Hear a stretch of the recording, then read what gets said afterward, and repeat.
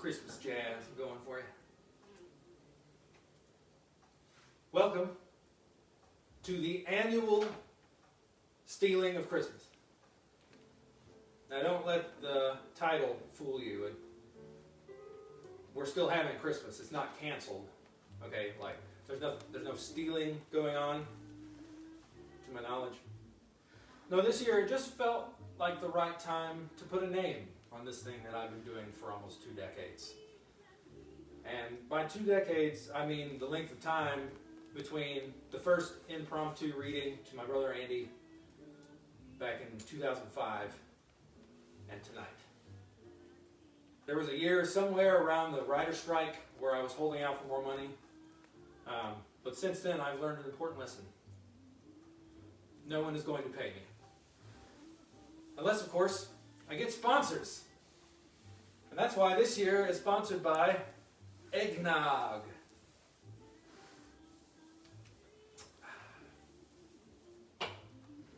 Eggnog.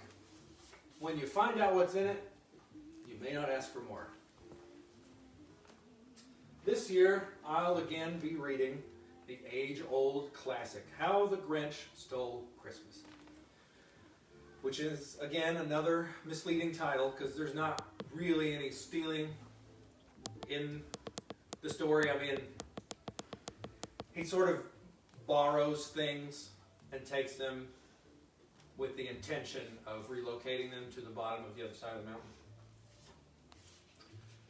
But how appropriate is it that this year of all years we can really relate to the Grinch? Between our desperate and frantic trips to the store to find anything with bleach in it, we've been closed off in our caves, just like he was, occasionally sticking our head out and yelling down at the Who's and Whoville who were doing something we disagreed with. Some of you may actually have gone to work, and so you feel more like John McClane, wandering around the vacant floors of the Nakatomi Plaza, trying to avoid terrorists. But whatever your disposition, this year, we made it. Christmas is practically here. And a few of my good friends that are healthcare workers got their gift early this year. To be honest, I'm super jelly, but I can wait. I'm patient. What I really am is thankful for tonight, for all of you, and for just being here. It certainly is a memorable and historic year. But it is my hope that you all find the joy and cheer that keep the spirit alive until we meet again. Good night, everybody. Wait, you forgot the story. What? I'm sorry, my wife is trying to tell me something. I can't hear you. You need it louder. You can't hear me at all? I did all of that and you can't hear me? No, you can hear it. The volume's, I think the Christmas music's up a little bit too loud, so I just turned the Christmas music down a little bit. Okay.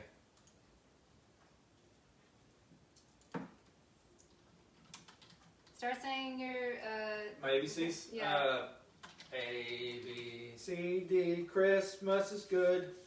Wish you could all be here, but you shouldn't. Anyway, it's great that everybody was able to make it out. So I guess we're wrapping it up now? We good? No, I think we got a story to tell. Of course. The reason why you all came, you didn't come here to hear me yap. You want to hear me read the story. So I'm going to read it. Okay, we're good. Okay. All right. First, I'm going to take another sip of my beverage because it is delicious. It's homemade, too.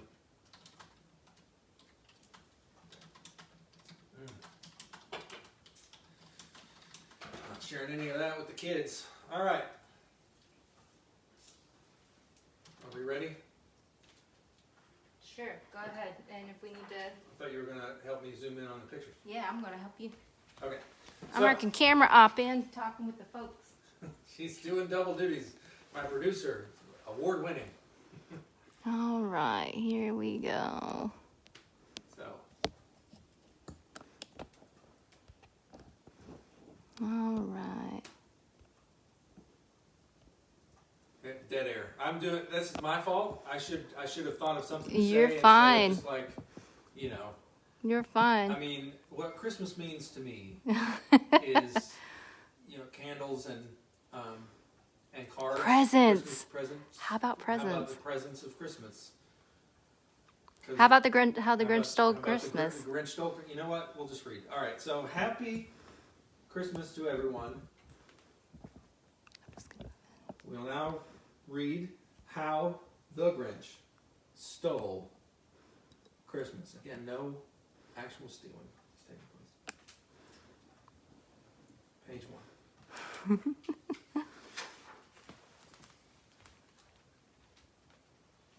How that Grinch stole Christmas. By Dr. Seuss. Forgot to mention that part. For good old Teddy Owens.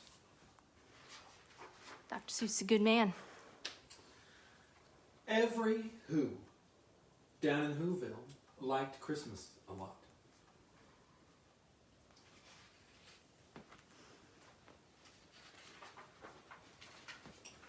But the Grinch, who lived just north of Whoville, did not. The Grinch hated Christmas. The whole Christmas season. Now please don't ask why. No one quite knows the reason. It could be his head wasn't screwed on just right. It could be, perhaps, that his shoes were too tight. But I think the most likely reason of all may have been that his heart was 2 sizes too small. But whatever the reason, his heart or his shoes, he stood there on Christmas Eve, hating the Who's. Staring down from his cave with a sour, Grinchy frown at the warm, lighted windows below in their town. For he knew every Who down in Whoville beneath was busy now, hanging a mistletoe wreath. And they're hanging their stockings, he snarled with a sneer. Tomorrow is Christmas. It's practically here. Then he growled, with his Grinch fingers nervously drumming, I must find some way to stop Christmas from coming. For tomorrow, he knew.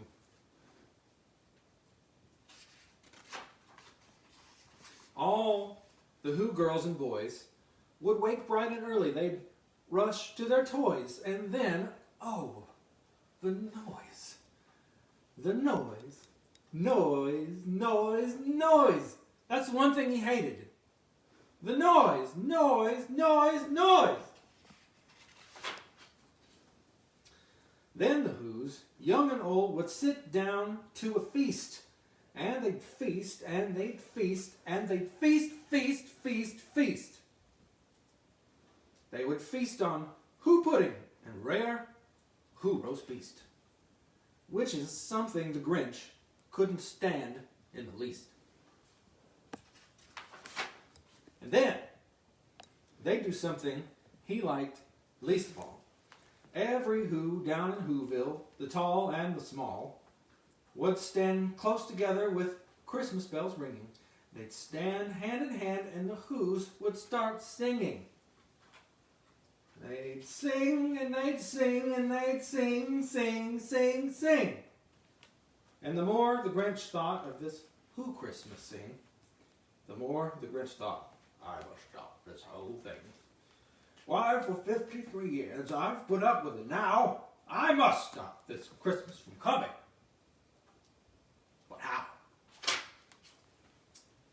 And then he got an idea. An awful idea. The Grinch got a wonderful, awful idea. I know just what to do. The Grinch laughed in his throat, and he made a quick Santa Claus hat and a coat. And he chuckled and clucked. What a great Grinchy trick with this coat and this hat. I look just like Saint Nick. All I need is a reindeer. The Grinch looked around, but since reindeer are scarce, there was none to be found. Did that stop the old Grinch? No. The Grinch simply said, if I can't find a reindeer, I'll make one instead. So he called his dog Max, and then he took some red thread and he tied a big horn on the top of his head. Then he loaded some bags and some old empty sacks on a ramshackle sleigh, and he hitched up old Max.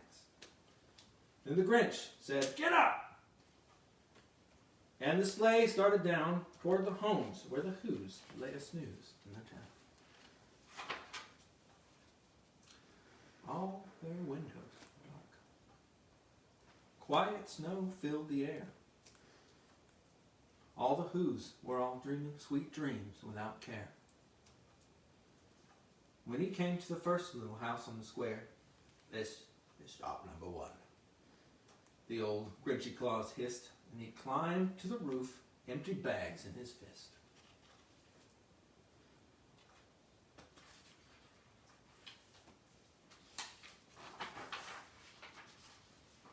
Then he slid down the chimney, a rather tight pinch, but if Santa could do it, and so could the Grinch.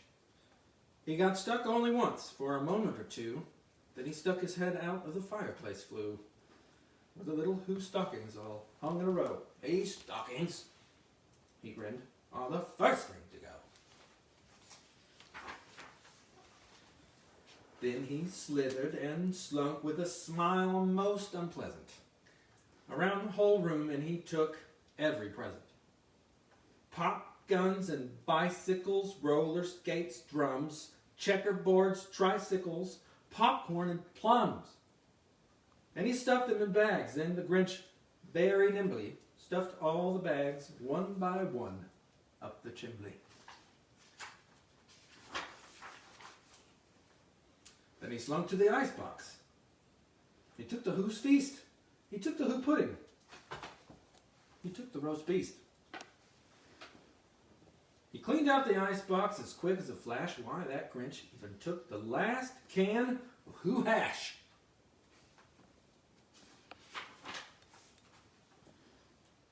Then he stuffed all the food up the chimney with glee. And now, grinned the Grinch, I will stuff up the tree.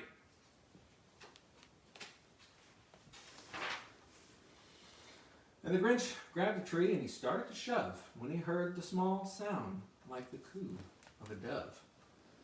He turned around fast and saw a small Who, little Cindy Lou Who, who was no more than 2.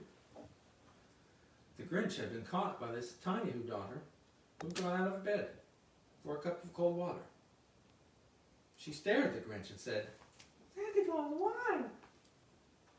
Why are you taking the Christmas tree? Why?"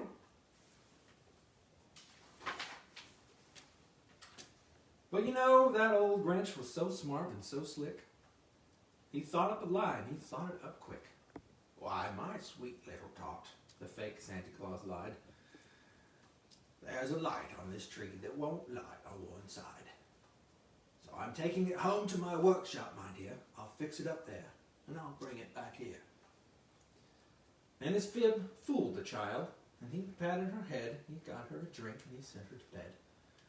And when Cindy Lou Who went to bed with her cup, he went to the chimney and stuffed the tree up.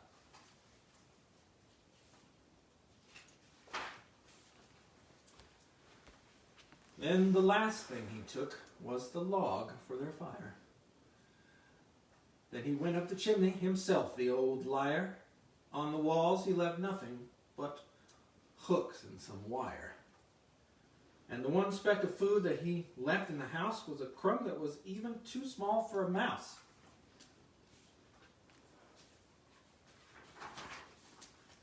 Then he did the same thing to the other Who's houses, leaving crumbs much too small for the other Who's mouses. It was 1:15 dawn. All the Who's still abed, all the Who's still a snooze, when he packed up his sled, packed it up with their presents, their ribbons, the wrappings, the tags, and the tinsel, and the trimmings, the trappings.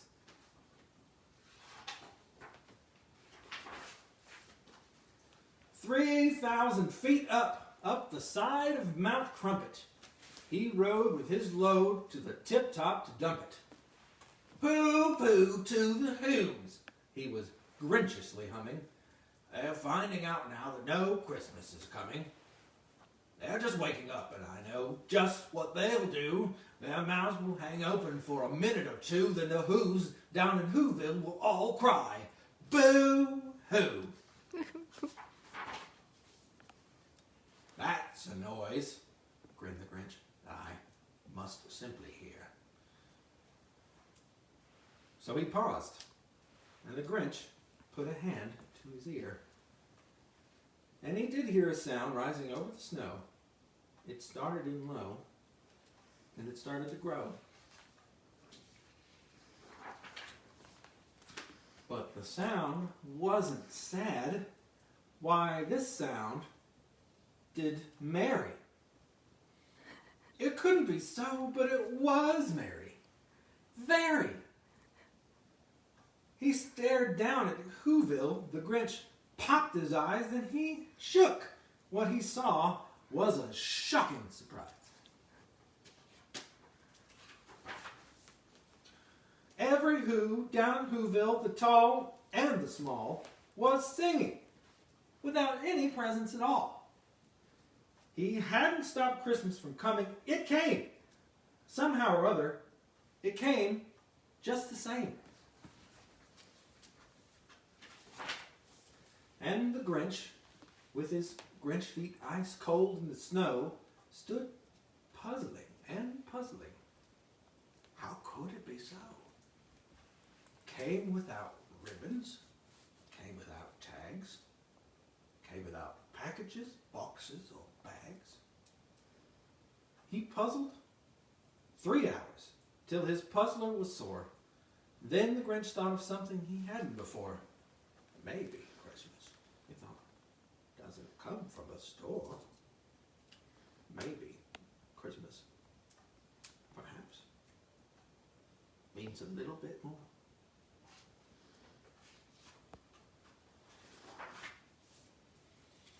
And what happened then?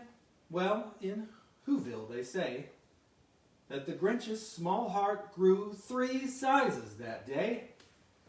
And the minute his heart didn't feel quite so tight, he whizzed with this load through the bright morning light. And he brought back the toys and the food for the feast, and he himself, the Grinch, carved the roast beast. The end. Yay! Thank you all. All right. You like our hearth? Hearth? Yeah. And our twinkly It's lights. partially burning right now. You gonna stoke the fire? I'm gonna stoke the Anyway. Wait, we gotta say goodbye. What, did we not say? We're gonna stoke the fire first. Yep. Stoke the fire. Please don't catch your tie on fire. Fires of Christmas. It came just the same.